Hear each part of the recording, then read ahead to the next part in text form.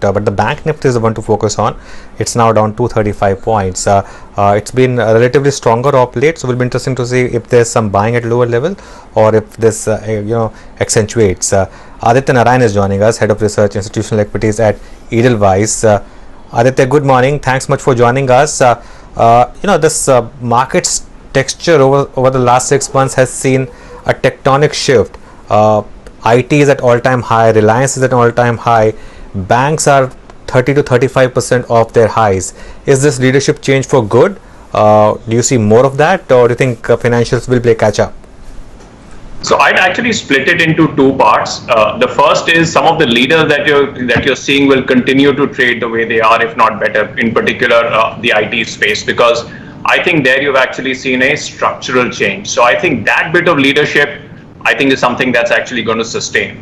In terms of the banks, which have come off pretty substantially from where they used to be, and they're trading at a reasonable discount to their pasts, I think that's a more nuanced trade. I think eventually they need to get up there because that is both a reflection and a driver of the economy. So eventually they need to get up there. But whether they will do so in the immediate term and whether they will catch up immediately, I'm not so sure. It might take a little bit of time, but eventually they need to provide you the support, because that's what's more reflective of the breadth of the economy, which is necessary to have it going.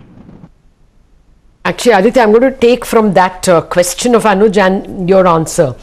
The market has recovered, it looks very intelligently.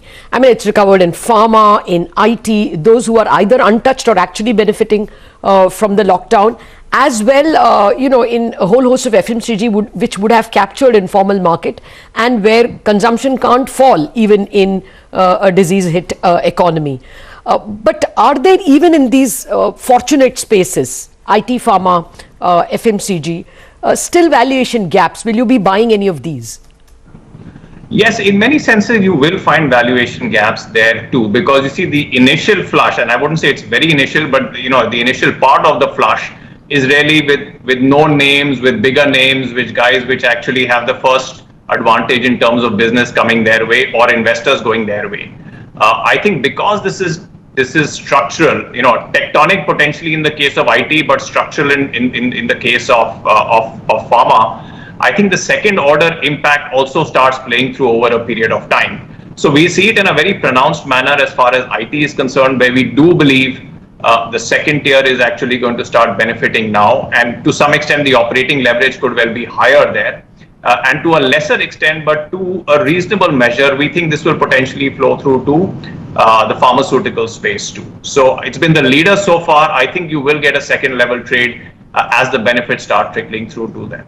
Name names in the second tier. I just go by the cap size, right? Move away from the top 7, 8 in the pharma space and go beyond the top 5 in the IT space. And there are a reasonable number of players that are both scale, and would have distinct operating leverages in this environment. In fact, if you see the tier 2 IT space, I think some of the more pronounced gains could actually come from there at this point in time, rather than necessarily the leaders. Okay, Aditya, hi, good morning. I just have to ask you about the hottest topic in the market circles right now, which is what's happening with telecom stocks like Bharti. The narrative so far was that we are heading into a duopoly with Vodafone, perhaps its existence being questioned.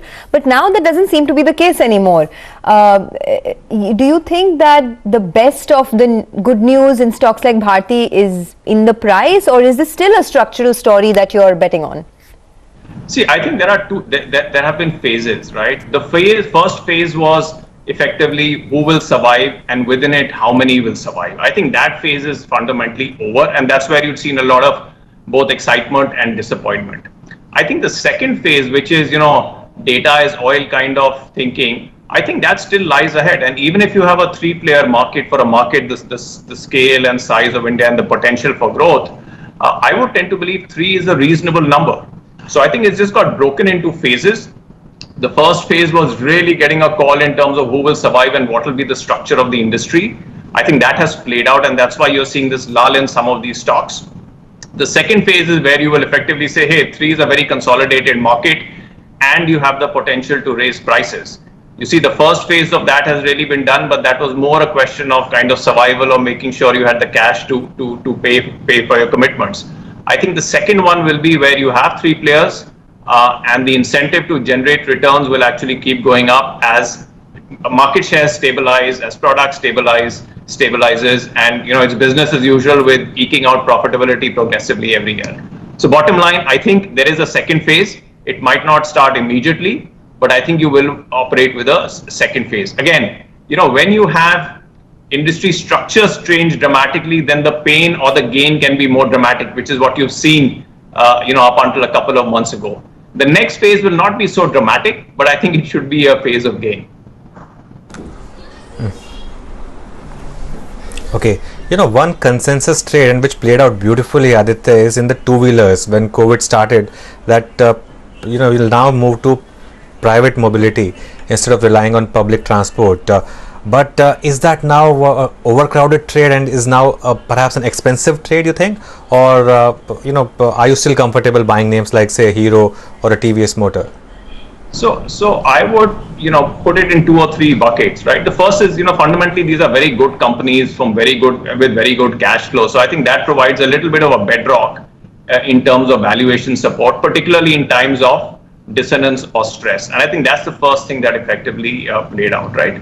Your second point in terms of whether there is a structural shift to personal mobility, I think at this point in time, you're obviously seeing it. But I'm not sure whether it's going to be that sustained or that pronounced a shift that you can start valuing too aggressively at this point in time in terms of levels of structural growth. And I think the third bit is really the cyclical bounce back in demand. And you've seen some of the numbers that have been good. The companies are obviously confident because they are pushing in inventory into the chain, leading into the festive season. On that part, in terms of how sustainable this feel good is at this point in time, I would be a little bit more measured, right? So quite honestly, I think the bulk of that trade from a stock perspective has fundamentally played out. The risks in demand would tend to be a little bit to the downside, even though they might be pushed out beyond the festive season. And so to that extent, I would not chase those stocks for the reason that I think this combination has run its course. And, the fact that some of these stocks have run anywhere between 50 and 75% would to me suggest that I think we need to pull back a little bit and wait a certain amount. Do remember that while it is at the lowest end, it is at the end of the day in some form a discretionary spend. And I think the jury is out in terms of the risk to discretionary spend, particularly at the lower to mid levels. Okay. All right. Aditya, let me come to the daring trades, contrarian trades or unlocked trades. Are you all recommending buys in hotels, Mahindra Holidays, whatever, any of those stocks which ultimately will prevail, even airlines for that matter? Yeah. No, quite honestly, we are not. We'd be middle of the road there. We are sitting largely on neutrals or holds, because at one level, clearly all these businesses will survive. They've shown a fair amount of resilience, and they are all market leaders, and that's something to be premiumed up. But I think at another level, I'm not so sure if you're actually going to see a return of reasonable business there in a hurry, particularly in the India context. I mean, the reality is COVID is getting stretched. You still, at peaks, the level of disruption is reasonably significant on the ground, or it is sporadic and inconsistent, but it is still very much there. So I think in that context, given that these stocks are not at rock bottom, they've already had their first moves, I would not hurry in at this point in time. All right, Aditya, we will leave it at that. Thank you so much for speaking to us on CNBC TV 18 and giving us some good themes to work with. So he said he's cautious on the two-wheeler space. He wouldn't chase those stocks, but he believes that there's a second round of up move lined up in the telecom stocks, especially names like Bharti. But let's move to the big space of the moment.